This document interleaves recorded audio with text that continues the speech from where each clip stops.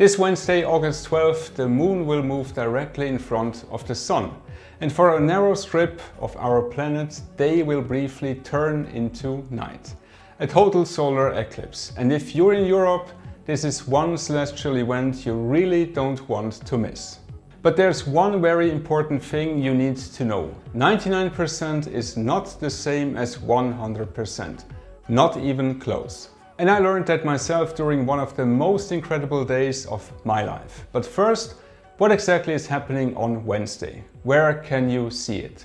On August 12, 2026, the moon's shadow will sweep across the northern hemisphere. The path of totality crosses parts of northern Russia, Greenland, Iceland, the Atlantic Ocean, northern Spain and a tiny corner of Portugal. If you're inside that narrow band, the moon will completely cover the sun. For most locations, totality lasts less than 2 minutes. But if you're outside that band, including Switzerland, Germany, France, the UK and larger parts of Europe, you will see a partial solar eclipse. And there's a huge difference. Take Zurich, Switzerland. The eclipse begins at approximately 7:24 p.m. Maximum eclipse is around 8:18 p.m. And roughly 91% of the sun will be covered. Sounds almost total, it isn't. Because even a tiny piece of the sun's surface is incredibly bright. During true totality, however, that final piece disappears.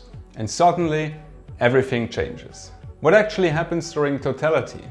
The sky rapidly darkens, the temperature can drop, the light becomes incredibly strange. Animals may react as if night is arriving. Birds can become quieter, bright planets and stars can appear. And around the completely black moon you suddenly see something that is normally invisible to the naked eye, the sun's corona. Its incredibly hot outer atmosphere stretching millions of kilometers into space.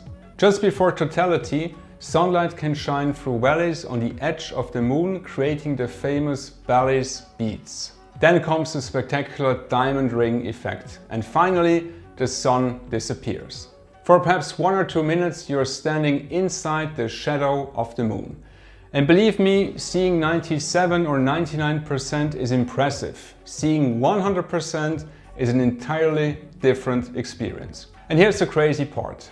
Why can the moon cover the sun so perfectly in the first place? The sun is approximately 400 times wider than the moon, but it is also approximately 400 times farther away from us. So from Earth, they appear almost exactly the same size in our sky. It's an extraordinary cosmic coincidence. And because the moon's orbit isn't perfectly circular, its apparent size changes slightly. Sometimes it appears large enough to completely cover the sun. That's a total solar eclipse.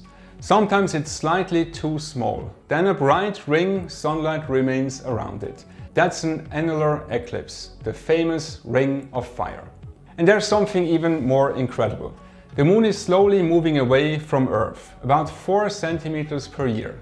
So roughly 600 million years from now, total solar eclipses like this will no longer be possible. We happen to be alive during the era when the geometry is almost perfect. How rare is this event? Interestingly, total solar eclipses aren't extremely rare globally. One occurs somewhere on Earth approximately every 18 months. But here's the problem. The path of totality is tiny compared with the size of Earth. So for one particular location, you can wait centuries. And Europeans know this very well. The last great total solar eclipse across Europe happened on August 11th, 1999. And I remember that day very, very well, because I was there. I was living in Zurich, and Zurich was extremely close to totality. Around 97% of the sun was covered. But I knew 97% wasn't enough. I wanted the real thing. So at around 4 o'clock in the morning, my friends and I got into the car and started driving toward Munich.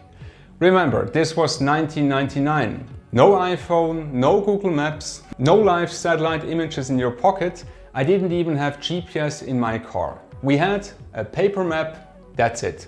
And when we arrived near Munich, the weather was terrible. Rain, clouds everywhere. The forecast said it might improve, but I didn't trust it. So we looked at the sky and started driving towards wherever the weather looked better. West, then northwest, and farther, farther, farther. Basically, we started chasing blue sky. And somehow, against all odds, about 10 minutes before totality, we found it. Somewhere in the countrysides, fields, a tiny road, almost in the middle of nowhere. And above us, a hole in the clouds.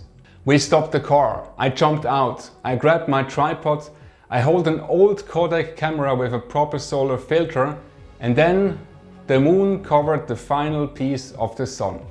Totality. For about 2 minutes. Day turned into something completely different. And I took this photograph. And I will never forget that moment. Then, almost immediately afterwards, the clouds came back and it started pouring with rain. We looked at each other and basically said, that was incredible, let's drive back to Zurich. And then my friend looked at our paper map and he said, Alex, if we're already here, why don't we just drive to Paris, have a coffee and go up the Eiffel Tower? I said, Paris? Why? And he pointed at the map. We had been chasing the clear sky for so long that without really noticing it, we were only about 40 kilometers from Paris. I'm not kidding, we had basically crossed half of Europe chasing the sun. We didn't go to Paris, we turned around, and I finally arrived home in Zurich at around 11:30 at night, completely exhausted. But to this day, that eclipse remains one of the most beautiful experiences of my entire life. And I made myself a promise. I want to experience another total solar eclipse in Europe.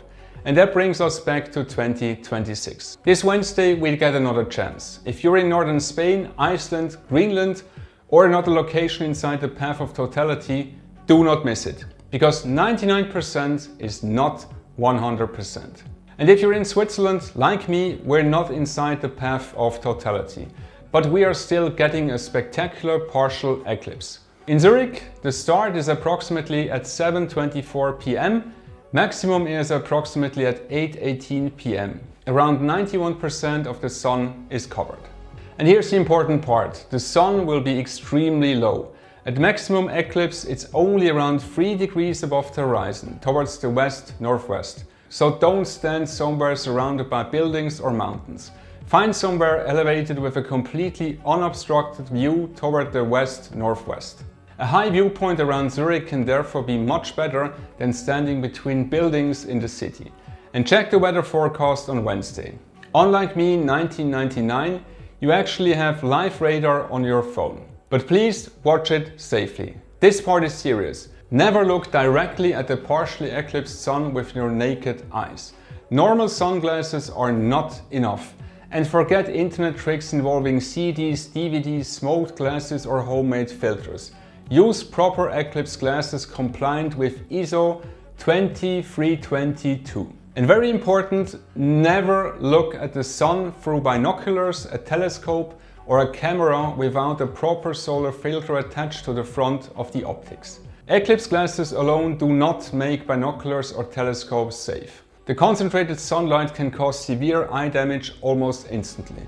If you're watching from Zurich, the eclipse is only partial. That means keep your eclipse glasses on whenever you're looking directly at the sun. If you're inside the path of totality, you may remove them only during the brief period when the sun is completely covered. The moment sunlight starts returning, glasses back on. For thousands of years, solar eclipses terrified people. Different cultures interpreted them as omens, supernatural events, or signs that something terrible was about to happen. And honestly, if you didn't understand astronomy, imagine standing outside in the middle of the day and watching the sun disappear. Today we know exactly what's happening. We can calculate the path of the moon's shadow decades, even centuries in advance. But knowing the science doesn't make it any less spectacular. Maybe it makes it even more spectacular. Because this giant sun, this tiny moon, and our planets have to line up almost perfectly. And for a few extraordinary minutes, the shadow of another world races across Earth. Wednesday, August 12th. Don't miss it. And as for my promise, the next solar eclipse crossing Switzerland, including Zurich, arrives on September 3rd, 2081. I'll be, well, pretty old, But that's the plan. See you under the shadow.